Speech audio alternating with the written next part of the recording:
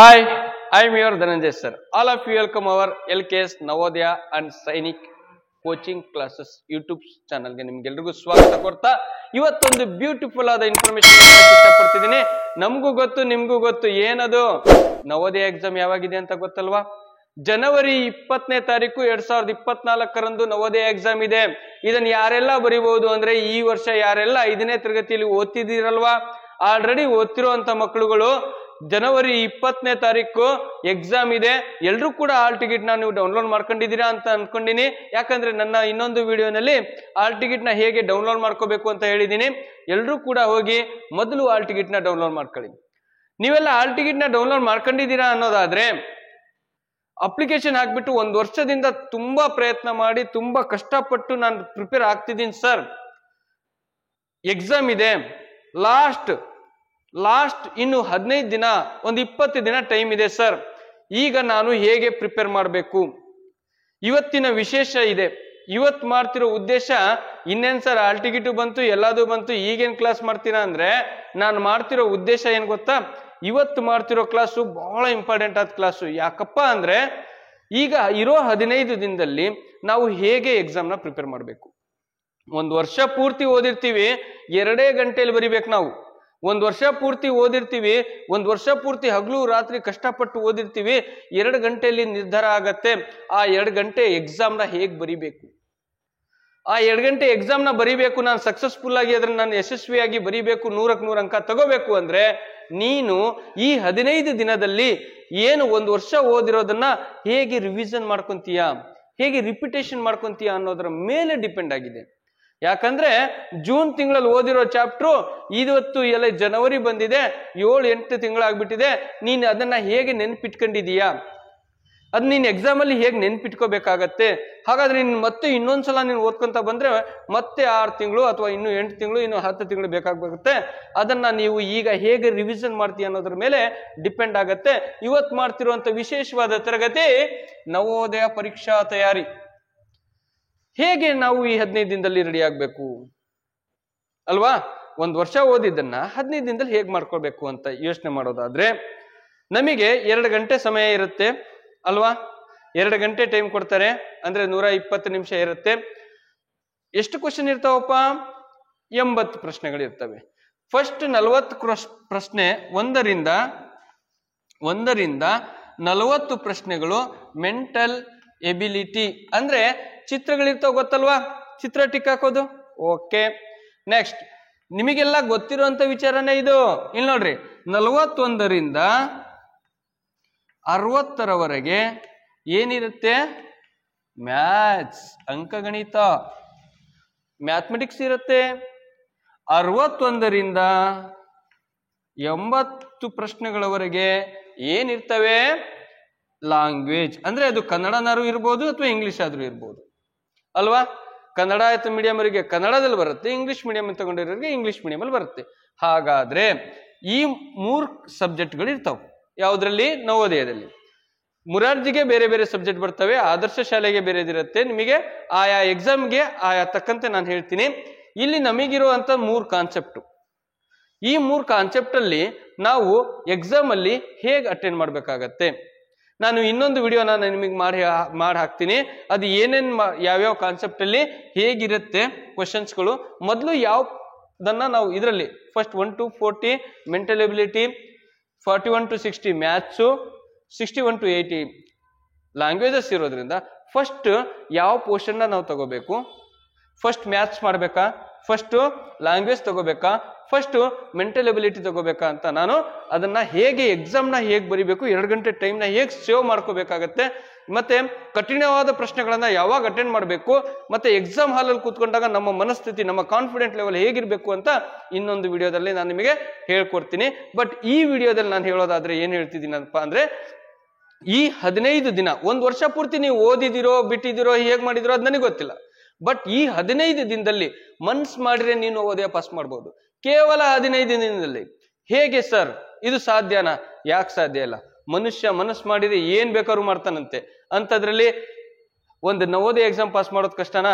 ನಮ್ಮಲ್ಲಿ ನಮಗೆ ಕಾನ್ಫಿಡೆಂಟ್ ಬೇಕು. ನಿನಗೆ ಕಾನ್ಫಿಡೆಂಟ್ ಇದೆಯಾ? ಕಾನ್ಫಿಡೆಂಟ್ ಇಂದ ಕುತ್ಕೊ. ಈ 15 ದಿನನ ಹೇಗೆ ಯೂಸ್ ಮಾಡ್ಕೋಬೇಕಂತ ನಾನು ಹೇಳ್ತೀನಿ ನಿಮಗೆ. ಹೇಗೆಪ್ಪ ಅಂದ್ರೆ ಒಂದು ವರ್ಷ ಪೂರ್ತಿ ಓದ್ಕೊಂಡ್ ಬರ್ಬೇಕಾದ್ರೆ ನಮಗೆ ಕೆಲವೊಂದು ಸಬ್ಜೆಕ್ಟ್ಗಳನ್ನ ಓದ್ಕೊಂತ ಬರ್ತಿರ್ತೀವಿ. ಮ್ಯಾಥಮೆಟಿಕ್ಸ್ ಅಂದ್ರೆ ನಮಗೆ number system, LCM, HCF, fractions, decimals ಅವೆಲ್ಲ ಓದ್ಕೊಂಡ್ ಬಂದಿದೀವಲ್ವಾ. ಸಂಖ್ಯೆಗಳಾಗಿರ್ಬೋದು, ಭಿನ್ನರಾಶಿಗಳಾಗಿರ್ಬೋದು, ಮಾಸ ಲಾಸ ಆಗಿರ್ಬೋದು, ಇವೆಲ್ಲದನ್ನ ನಾವು ಓದ್ಕೊಂತ ಬಂದಿರ್ತೀವಿ. ಹಾಗಾದ್ರೆ ಎಕ್ಸಾಮ್ ಅಲ್ಲಿ ಯಾವ ತರ ಕ್ವಶನ್ಸ್ ಬರ್ತಾವಂತ ಐಡಿಯಾ ಇರಲ್ಲ. ಒಂದು ಟಾಪಿಕ್ ಇರುತ್ತೆ, ಒಂದು ಪಾಠ ಮಾಡಿರ್ತಾರೆ, ಒಂದು ಪಾಠ ಇರುತ್ತೆ. ಈಗ ಮಾಸ ಲಾಸ ಪಾಠ ನೀನು ಓದಿರ್ತೀಯ, ಆದ್ರೆ ಈ ಪಾಠದ ಮೇಲೆ ಯಾವ ತರ ಕ್ವಶನ್ ಬರುತ್ತೆ ಅಂತ ಗೊತ್ತಿಲ್ಲ ಅಂದ್ರೆ ನೀನ್ ಅದನ್ನ ಅಟೆಂಡ್ ಮಾಡೋದ್ರಲ್ಲಿ ಫೇಲ್ಯೂರ್ ಆಗ್ಬಿಡ್ತೀಯ. ಇಡೀ ಒಂದು ಬುಕ್ಸ್ ಇರುತ್ತೆ ನಿನ್ನ ಹತ್ರ, ಇಡೀ ಒಂದು ವರ್ಷ ಪೂರ್ತಿ ಎಲ್ಲೋ ಕೋಚಿಂಗ್ ಕ್ಲಾಸಿಗೆ ಹೋಗಿರ್ತೀಯ, ಕ್ಲಾಸ್ ಕೇಳಿರ್ತೀಯ, ಪಾಠ ನಿನಗೆ ಅರ್ಥ ಆಗಿರುತ್ತೆ, ಆದ್ರೆ ಅದ್ರಲ್ಲಿ ಯಾವ ತರ ಕ್ವಶನ್ಸ್ ಬರ್ತಾವಂತ ಗೊತ್ತಿರ್ಬೇಕಾ. ಮಿನಿಮಮ್ ನಿಮ್ಮ ಹತ್ರ ಒಂದು 10 ವರ್ಷದ ಓಲ್ಡ್ ಕ್ವಶನ್ ಪೇಪರ್ಸ್ ಬೇಕು. ನವೋದಯ ಎಕ್ಸಾಮ್ ಮಾಡಿರುವಂತ ಒಂದು 10 ವರ್ಷದ ಕ್ವಶನ್ ಪೇಪರ್ಸ್, ಮಿನಿಮಮ್ ಒಂದು 5 ವರ್ಷದಾದ್ರೂ ಬೇಕಂಡ್ರಪ್ಪ. ಒಂದು 5 ವರ್ಷದ ಹಳೆಯ ಪ್ರಶ್ನೆ ಪತ್ರಿಕೆಗಳು ವಿತ್ ಆನ್ಸರ್ ಸಹಿತ ಬೇಕು. ಕೆಲವರಿಗೆ ಪ್ರಶ್ನೆ ಬರುತ್ತೆ, ಅದನ್ನ ಬಿಡಿಸಿದ್ರೆ ಅದು ಸರಿನೋ ತಪ್ಪು ಅಂತ ನಿಮಗೆ ಹೆಂಗ್ ಗೊತ್ತಾಗತ್ತೆ? ನೀನ್ ಆನ್ಸರ್ ಮಾಡಿರ್ತೀಯ, ಅದು ಸರಿನೋ ತಪ್ಪು ಅಂತ ನಿನಗೆ ಗೊತ್ತಾಗ್ಬೇಕಲ್ವಾ. ಈಗ ನೀವು ಓದಿರೋ ಚಾಪ್ಟರ್ಗಳ ಜೊತೆ, ನೀವು ಓದಿರೋ ನೋಟ್ಸ್ಗಳ ಜೊತೆ ಕ್ವಶನ್ ಪೇಪರ್ನ ಸಾಲ್ವ್ ಮಾಡಬೇಕು. Very important. ಈಗ ನಮ್ಮ ಕೋಚಿಂಗ್ ಅಕಾಡೆಮಿಯಲ್ಲಿ ಏನ್ ಮಾಡ್ತೀವಿ ಗೊತ್ತಾ, ನಾವು ಒಂದು ತಿಂಗಳು ಸುಮಾರು 30 ಎಕ್ಸಾಮ್ಗಳನ್ನ ಮಾಡ್ತೀವಿ. 1 ತಿಂಗಳು 2 ತಿಂಗಳು ಮುಂಚೆನೆ ಸಿಲೆಬಸ್ ಮುಗಿಸ್ತೀವಿ. 1 ತಿಂಗಳು ಬೆಳಿಗ್ಗೆ ಏನ್ ಮಾಡ್ತೀವಿ ಅಂದ್ರೆ, ಅಲ್ಲಿ ಹೇಗೆ OMR ಶೀಟ್ ಎಕ್ಸಾಮ್ ಇರುತ್ತೋ ಇಲ್ಲೂ ಕೂಡ ಹಾಗೆ OMR ಶೀಟ್ ಎಕ್ಸಾಮ್ ಕೊಡ್ತೀವಿ. 2 ಗಂಟೆ ಟೈಮ್ ಏನ್ ಕೊಡ್ತಾರೋ ಕರೆಕ್ಟಾಗಿ 2 ಗಂಟೆಗೆ ನಾವು ಬೆಲ್ ಹೊಡಿತೀವಿ. ಆ 2 ಗಂಟೆ ಟೈಮಲ್ಲಿ ಅವರು ಅಲ್ಲಿ ಹೇಗೆ ಎಕ್ಸಾಮ್ ಅಟೆಂಡ್ ಮಾಡ್ತಾರೋ ಹಾಗೆ ಕ್ವಶನ್ ಪೇಪರ್ ಕೊಟ್ಟಿರ್ತೀವಿ, OMR ಶೀಟ್ ಕೊಟ್ಟಿರ್ತೀವಿ, ಅದನ್ನ ಫಿಲ್ ಮಾಡ್ಬೇಕು. ಹಾಗೆ ಫಿಲ್ ಮಾಡಿದಾಗ 2 ಗಂಟೆ ಒಳಗೆ ಆ 80 ಪ್ರಶ್ನೆಗಳನ್ನ ಮುಗಿಸಿ ಮಗು ಎದ್ದು ಬಂದ್ಬಿಡತ್ತೆ. ಅವಾಗ ಆ ಮಗುಗೆ ಒಂದು ಕಾನ್ಫಿಡೆಂಟ್ ಬರುತ್ತೆ. ಪ್ರತಿದಿನ ಪ್ರಯತ್ನ. ಬೆಳಿಗ್ಗೆ ಏನ್ ಮಾಡ್ತೀವಿ, ಎಕ್ಸಾಮ್ ಸೆಷನ್ ಇರುತ್ತೆ, ಮಧ್ಯಾಹ್ನ ಅದೇ ಪೇಪರ್ನ ನಾವು ಸಾಲ್ವ್ ಮಾಡ್ತೀವಿ. ಹೀಗೆ 30 ಕ್ವಶನ್ ಪೇಪರ್ನ ಸಾಲ್ವ್ ಮಾಡಿದಾಗ ಮಕ್ಕಳಲ್ಲಿ ಕಾನ್ಫಿಡೆಂಟ್ ಬರುತ್ತೆ. ಈಗ ನಮಗಷ್ಟು ಟೈಮ್ ಇಲ್ಲ, ಬೇಡ, ತೊಂದರೆ ಇಲ್ಲ, ಒಂದು 10 ಕ್ವಶನ್ ಪೇಪರ್ ಬಿಡಿಸ್ಬೋದಾ? 10 ದಿನ ಟೈಮ್ ಇದೆಯಾ ನಿಮ್ ಕೈಲಿ? 10 ಕ್ವಶನ್ ಪೇಪರ್ ನಾನು ನೋಡ್ಬೋದಾ? ಯಾವ್ಯಾವ ತರ ಮೆಂಟಲ್ ಎಬಿಲಿಟಿ ಬರುತ್ತೆ, ಯಾವ್ಯಾವ ತರ ಮ್ಯಾಥಮೆಟಿಕ್ ಕ್ವಶನ್ಸ್ಗಳು ಹೇಗೆ ಬರ್ತಿದಾವೆ, ನಂಬರ್ ಸಿಸ್ಟಮ್ ಮೇಲೆ ಕ್ವಶನ್ಸ್ಗಳು ಹೇಗೆ ಬರ್ತಿದಾವೆ ಅಲ್ವಾ, ಲಾಸ ಮಾಸದ ಮೇಲೆ ಹೇಗೆ ಬರ್ತಿದಾವೆ, ಭಿನ್ನರಾಶಿಯಲ್ಲಿ ಹೇಗೆ ಬರ್ತಿದಾವೆ, ಇವೆಲ್ಲ ನಮಗೆ ಯಾವಾಗ ಗೊತ್ತಾಗತ್ತೆ? ಕ್ವಶನ್ ಪೇಪರ್ ನೋಡಿದಾಗ ಗೊತ್ತಾಗತ್ತೆ ಯಾವ ತರ ಕ್ವಶನ್ ಬರ್ತವೆ ಅಂತ. ಅದಕ್ಕೋಸ್ಕರ ನನ್ನ ಪ್ರೀತಿಯ ಎಲ್ಲ ವಿದ್ಯಾರ್ಥಿಗಳೇ ಹಾಗೂ ಪೋಷಕರೇ, ನಾನು ಹೇಳೋದು ಒಂದೇ, ಓಲ್ಡ್ ಇಯರ್ ಕ್ವಶನ್ ಪೇಪರ್ಸ್ ಇದಾವಲ್ಲ, ಎಷ್ಟೋ ಸಲ ಅದ್ರಲ್ಲಿರೋ ಕ್ವಶನ್ಸ್ ಚೇಂಜೇ ಆಗಿಲ್ಲ. 2019 ಒಂದು ಮ್ಯಾಥಮೆಟಿಕ್ಸ್ ಕ್ವಶನ್ 2021 ಅದೇ ಕ್ವಶನ್ ಬಂದಿದೆ. ಸೇಮ್ ಕ್ವಶನ್ಸ್ ಬರ್ತವೆ, ಸೇಮ್ ಆಪ್ಷನ್ ಕೂಡ ಸೇಮ್ ಇರ್ತವೆ. ಕೆಲವೊಂದು ಸಲ ಎಲ್ಲಾದ್ರೂ ರಿಪಿಟೇಷನ್ ಆಗತ್ತೆ ಅಂತ ಹೇಳಲ್ಲ, ಬಟ್ ಕ್ವಶನ್ ಸೇಮ್ ಇರುತ್ತೆ, ವ್ಯಾಲ್ಯೂ ಚೇಂಜ್ ಮಾಡಿಕೊಡ್ತಾರೆ, ಮೆಥಡ್ ಚೇಂಜ್ ಇರುತ್ತೆ. ಆ ಟಾಪಿಕ್ ಇಂದ ಯಾವ್ಯಾವ ತರ ಬಂದಿರ್ತಾವ ಕ್ವಶನ್ಸ್ ಅಂತ ಒಂದು ಐಡಿಯಾ ಬರುತ್ತೆ ಮಗುಗೆ. ಸುಮ್ನೆ ಒಂದು ಬುಕ್ಸ್ ತಗೊಂಬಂದು ಕೊಟ್ಟಿರ್ತೀರಾ, ಅದನ್ನ ಓದಿರತ್ತೆ ಮಗು, ಪಾಪ ಅವ್ನ ಪಾಠನೂ ಅರ್ಥ ಆಗಿರುತ್ತೆ, ಕ್ವಶನ್ ಹೇಗ್ ಬರುತ್ತೆ ಅಂತ ಗೊತ್ತಿರಲ್ಲ. ಕ್ವಶನ್ ಹೇಗೆ ಬರುತ್ತೆ ಅಂತ ಗೊತ್ತಾಗಬೇಕು ಅಂದ್ರೆ ಓಲ್ಡ್ ಇಯರ್ ಕ್ವಶನ್ ಪೇಪರ್ಸ್ ನ ನೋಡಿ ಅದನ್ನ ಸಾಲ್ವ್ ಮಾಡಿ. ಕೀ ಆನ್ಸರ್ ನೋಡ್ಬೇಡ್ರಿ, ಮೊದಲು ಅದನ್ನ ಸಾಲ್ವ್ ಮಾಡ್ರಿ. ಸಾಲ್ವ್ ಮಾಡಿದ್ಮೇಲೆ ಆಮೇಲೆ ಪೂರ್ತಿ ಕಂಪ್ಲೀಟ್ ಆದ್ಮೇಲೆ OMR ಶೀಟ್ ಫಿಲ್ ಮಾಡ್ಕೊಂಡು ಅದಾದ್ಮೇಲೆ ನೀವು ಲಾಸ್ಟಿಗೆ ಕೀ ಆನ್ಸರ್ ನೋಡ್ರಿ, ಅದ್ರಲ್ಲಿ ಎಷ್ಟು ಮಾಡಿದೀವಿ ಅಂತ ನಿಮಗೆ ಗೊತ್ತಾಗತ್ತೆ, ನಿಮಗೊಂದು ಕಾನ್ಫಿಡೆಂಟ್ ಬರುತ್ತೆ. ಮತ್ತೆ ಯಾವ್ದಾದ್ರು ತಪ್ಪಾಗಿರ್ತಾವ ಆಗ್ಲಿ, ತೊಂದರೆ ಇಲ್ಲ, ತಪ್ಪು ಮಾಡ್ಬೇಕು, ತಪ್ಪು ಮಾಡಿದ್ಮೇಲೆ ಗೊತ್ತಾಗೋದು ಸರಿ ಯಾವುದು ಅಂತ. ಹಾಗಾದ್ರೆ ಆ ತಪ್ಪು ಮಾಡಿರೋದನ್ನ ಯಾಕೆ ತಪ್ಪಾಯ್ತಿದ್ದು, ಹಾಗಾದ್ರೆ ಇದ್ರ ಸರಿ ಆನ್ಸರ್ ಏನು ಹುಡುಕ್ಬೇಕು. ಯಾರಿಗೆ ಹುಡುಕುವ ಮನಸ್ಥಿತಿ ಇದೆಯಲ್ಲ ಅವ್ರಿಗೆ ಪಡೆಯುವ ಮನಸ್ಥಿತಿನೂ ಇರುತ್ತೆ ಅಲ್ವಾ, ಅವ್ರಿಗೆ ಸಿಕ್ಕತ್ತೆ. ಹುಡುಕ್ಲಿಲ್ಲ ಅಂದ್ರೆ ಏನು ಸಿಗಲ್ಲ. ಹಾಗಾಗಿ ನಾನು ಹೇಳೋದೇನಪ್ಪಾ ಅಂದ್ರೆ, ಲಾಸ್ಟ್ 10 or 15 ಡೇಸ್ ಸಿಲೆಬಸ್ ಜೊತೆ ಕ್ವಶನ್ ಪೇಪರ್ನ ನೋಡಿ. ಒಂದು ಕ್ವಶನ್ ಪೇಪರ್ಸ್ನ ನೀವು ನೋಡ್ತಾ ಹೋದಷ್ಟು ನಿಮಗೆ ಇರೋ ಡೌಟ್ಸ್ ಎಲ್ಲ ಕ್ಲಿಯರ್ ಆಗ್ಬಿಡುತ್ತೆ. ಆವಾಗ ನಿಮಗೆ ನಾನು ಈ ತರ ಹೋದ ವರ್ಷ ಈ ತರ ಕ್ವಶನ್ ಪೇಪರ್ ಕೊಟ್ಟಿದ್ದಾರೆ ಅಂದ್ರೆ, ಈ ಕ್ವಶನ್ ಪೇಪರ್ ನನಗೆ 85 ಮಾಡ್ತೀನಿ ಸರ್ ನಾನು ಅಂದ್ರೆ, ಎಸ್ ವೆರಿ ಗುಡ್, 85 95 ಮೇಲೆ ಬರ್ತಿದೆ ಸರ್ ನಂದು, ಈ ತರ ಕ್ವಶನ್ ಪೇಪರ್ ಬಂದ್ರೆ ಖಂಡಿತ ನಾನು ಸೆಲೆಕ್ಟ್ ಆಗ್ತೀನಿ ಅಂತ ಕಾನ್ಫಿಡೆಂಟ್ ಬರುತ್ತೆ ನಿನಗೆ. ಆ ಧೈರ್ಯದಲ್ಲಿ ಹೋಗಿ ನೀ ಎಕ್ಸಾಮ್ ಅಟೆಂಡ್ ಮಾಡ್ತೀಯ. ಅಕಸ್ಮಾತ್ ನೀನ್ ಕ್ವಶನ್ ಪೇಪರೇ ನೋಡಿಲ್ಲ, ಅಯ್ಯೋ ದೇವ್ರೆ ಯಾವ ತರ ಕ್ವಶನ್ಸ್ ಬರುತ್ತೋ ಏನೋ ನಾನೇನೋ ಓದಿದ್ದೀನಿ ಬಟ್ ಎಲ್ಲ ನೆನಪಿಲ್ಲ, ಹೇಗೆ ಓದೋದು, ಹೇಗೆ ಎಕ್ಸಾಮ್ ಅಟೆಂಡ್ ಮಾಡಿ ನೋಡು, ಆ ಭಯ ನಿಮಗೆ ಹೋಗ್ಬೇಕು ಅಂದ್ರೆ ಕ್ವಶನ್ ಪೇಪರ್ನ ಸಾಲ್ವ್ ಮಾಡಿ. ನಾನು ಹೇಳೋದಿಷ್ಟೇ, ಅತಿ ವೆರಿ ಇಂಪಾರ್ಟೆಂಟು, ಸಿಲೆಬಸ್ ಎಷ್ಟು ಇಂಪಾರ್ಟೆಂಟು, ಬುಕ್ಸ್ ಎಷ್ಟು ಇಂಪಾರ್ಟೆಂಟು, ಕ್ಲಾಸಸ್ ಎಷ್ಟು ಇಂಪಾರ್ಟೆಂಟು, ಅಷ್ಟೇ ಕೂಡ ಓಲ್ಡ್ ಕ್ವಶನ್ ಪೇಪರ್ಸ್ ಕೂಡ ಅಷ್ಟೇ ಇಂಪಾರ್ಟೆಂಟ್ ಆಗುತ್ತೆ.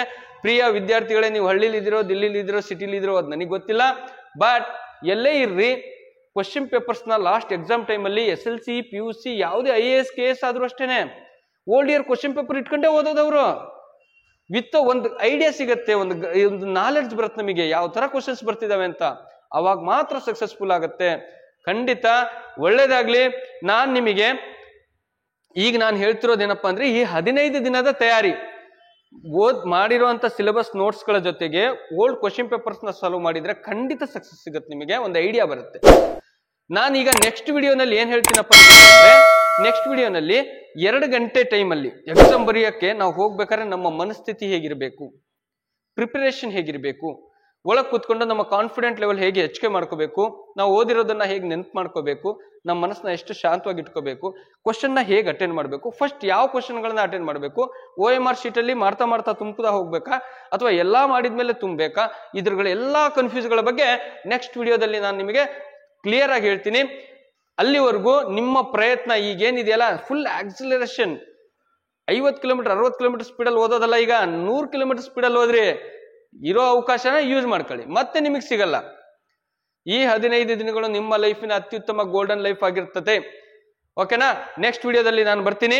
ಅಲ್ಲಿವರೆಗೂ ನಿಮ್ಮ ಪ್ರಯತ್ನ ಕಂಟಿನ್ಯೂ ಇರಲಿ. ಕ್ವಶನ್ ಪೇಪರ್ಸ್ ನ ಮಾತ್ರ ಮರಿಬೇಡ್ರಿ. ಎಲ್ಲೇ ಇರಲಿ, ಯಾವ್ದಾದ್ರು ಸ್ಟೋರಿಗೆ ಹೋಗಿ, ಯಾವುದೇ ಇದಿರ್ಲಿ, ಯಾವುದೇ ಪುಸ್ತಕಗಳಿರ್ಲಿ, ಓಲ್ಡ್ ಇಯರ್ ಕ್ವಶನ್ ಪೇಪರ್ಸ್ ನ ತಗೊಂಡು ಓದಿ ಬಿಡಿಸ್ರಿ ಕ್ವಶನ್ ಪೇಪರ್ಸ್ ನ.